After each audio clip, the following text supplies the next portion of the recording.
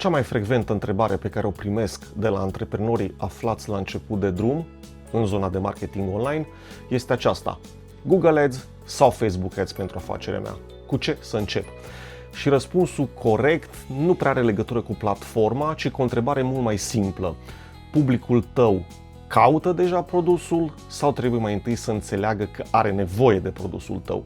Practic aici se decide direcția, pentru că în marketing ai două situații foarte diferite. Prima, cererea deja există. Omul știe de ce are nevoie să își rezolve problema și caută soluția în mod activ. În cazul acesta, Google Ads clar poate fi canalul prioritar, deoarece tu apari în fața omului exact în momentul în care acesta caută acel ceva care îi va rezolva problema. A doua, deci al doilea scenariu, cererea trebuie construită. Omul nu-ți cunoaște produsul, nu înțelege diferențele sau nici măcar nu știe că există o soluție pentru problema lui. Aici ai nevoie de canale de discovery, educație și awareness, da? Meta Ads poate fi foarte bun pentru asta, desigur Meta Ads, Insta Ads și așa mai departe, dar nu este singura variantă. Pot intra în joc YouTube, TikTok, conținut organic, influencer, PR sau campanii de tipul demand generation. Așadar, întrebarea nu este de fapt Google sau Facebook. Întrebarea este: adresezi cererea sau construiești cererea? Și haideți să vedem câteva exemple concrete.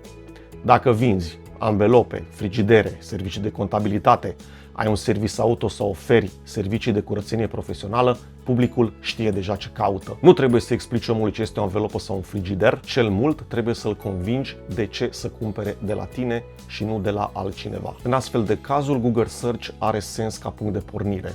Omul intră pe Google, caută activ, compară opțiuni și este deja într-o zonă de intenție, deci este în partea de jos a funnel-ului.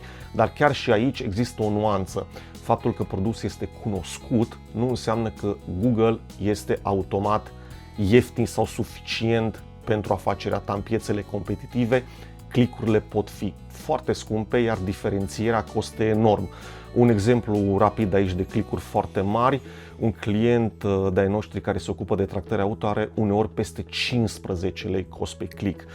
Așadar, dacă vinzi același produs ca toată lumea, la același preț sau mai scump, Google doar îți aduce omul în fața aceleași comparații. Deci platforma îți aduce intenția, însă nu îți rezolvă poziționarea sau conversia. Dacă ai un magazin online sau un site de prezentare și promovarea online nu îți aduce rezultatele așteptate, contactează-ne pentru un audit gratuit al campaniilor Google, Facebook sau TikTok. Echipa noastră îți va spune foarte clar ce funcționează, ce poate fi îmbunătățit, dar și care sunt campaniile care consumă buget fără să aducă conversii.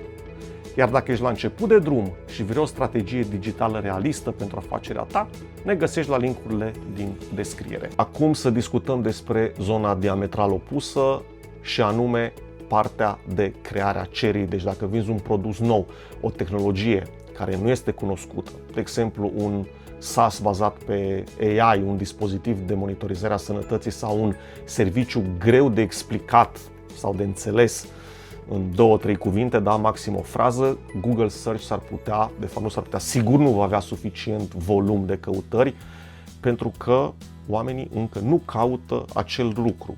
Practic nu poți adresa o cerere care încă nu a fost creată. În situația asta, rolul tău principal este să ajuți omul să descopere atât problema cât și soluția.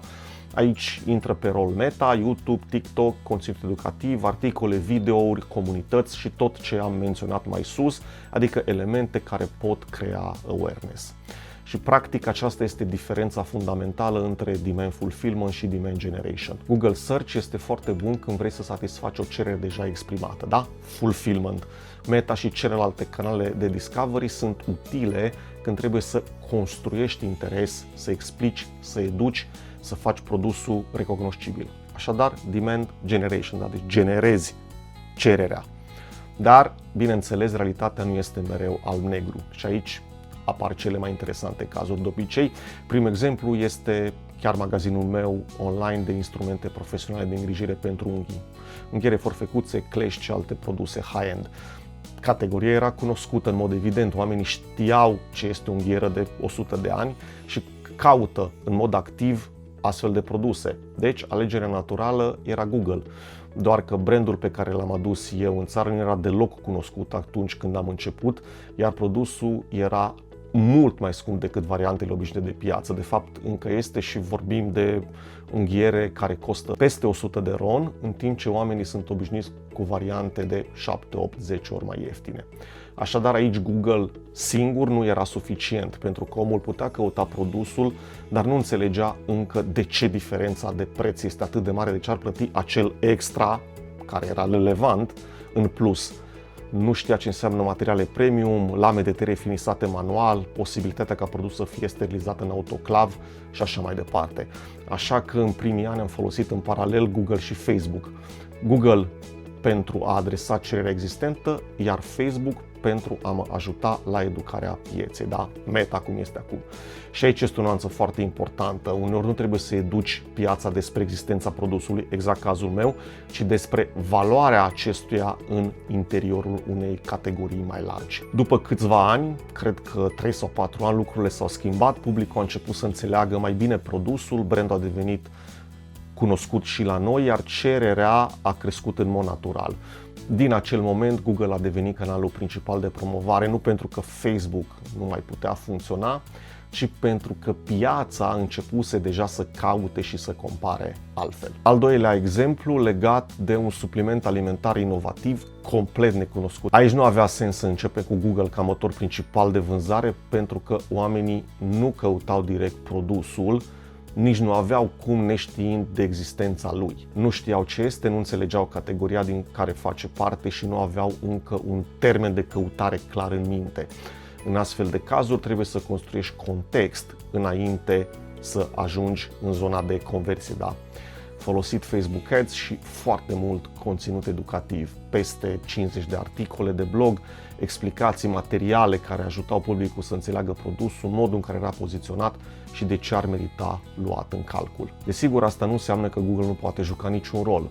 Pot exista căutări pe patologie, simptome, categorii apropiate sau pe alternative, dar dacă termenul direct are volum foarte mic, search-ul nu poate genera suficiente conversii. Și aici o întrebare interesantă: cum îți dai seama dacă există căutări? Destul de simplu, folosind Keyword Planner din Google Ads.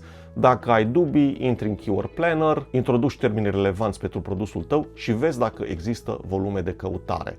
Dacă termenii direcți au volum mare, Google Search merită testat de primă intenție. Dacă termenii direcți au volum mic, cauți termeni care să definească problema de categorie și termeni alternativi, iar dacă nici acolo nu găsești mare lucru, înseamnă în mod evident că trebuie să construiești cererea în altă parte. Și haideți să luăm câteva exemple simple. Pentru cauciucuri de iarnă sau congelator no frost, cererea deja există, așa cum am spus. Oamenii caută, compară și cumpără. Pentru un produs nou, să spunem o croazieră tematică foarte nișată sau un serviciu pe care publicul nu îl înțelege încă, cererea directă poate fi foarte slabă sau chiar inexistentă. Acolo nu te bazezi doar pe search, așa cum am spus, ai nevoie de conținut, awareness și explicarea produsului. Dar aici am o nuanță foarte importantă, ca să revenim la Zida în ton cu realitățile platformelor care astăzi nu mai sunt atât de segregate cum erau acum câțiva ani. Google nu mai înseamnă doar search, există Dimension, YouTube, Discover și alte formate care pot crea awareness. Iar Facebook Ads înseamnă de fapt Meta Ads și include Facebook, Instagram, Reels, Story și alte placement-uri, da, unde poți descoperi public nou, educa, face remarketing și așa mai departe. Deci, practic, nu a segrega în Google este bun pentru vânzare conversii, iar Facebook excelent pentru awareness. Granița dintre ele începe să se tempereze, este mult mai fluidă. Așadar, principiul rămâne mult mai important decât platforma, da? Cererea existentă se captează direct prin căutare, cererea latentă se construiește prin conținut, expunere, repetiție și educație. La bugete mici, această alegere contează foarte mult. Pe românește, dacă ai puțin bani de test, nu îți permiți să greșești canalul principal. Dacă produsul e cunoscut și oamenii îl caută, începe de unde este intenția clară. Dacă produsul este necunoscut, nu arunca tot bugetul în căutări care nu există. În mod evident, la bugete mari discuția se schimbă total, acolo nu mai alegi un singur canal, construiești un sistem. Folosești un canal ca să creezi cerere, altul ca să educi, alt canal ca să recuperezi oamenii care au interacționat și altul ca să captezi căutările cu intenție ridicată. Important este ca fiecare canal să aibă un rol și să aloci bugetele dinamic în funcție de costul de achiziție, ROAS, calitatea lead-urilor și profitabilitate. Dacă ți-a fost util materialul, abonează-te pentru că discut exact genul acesta de decizii practice de marketing.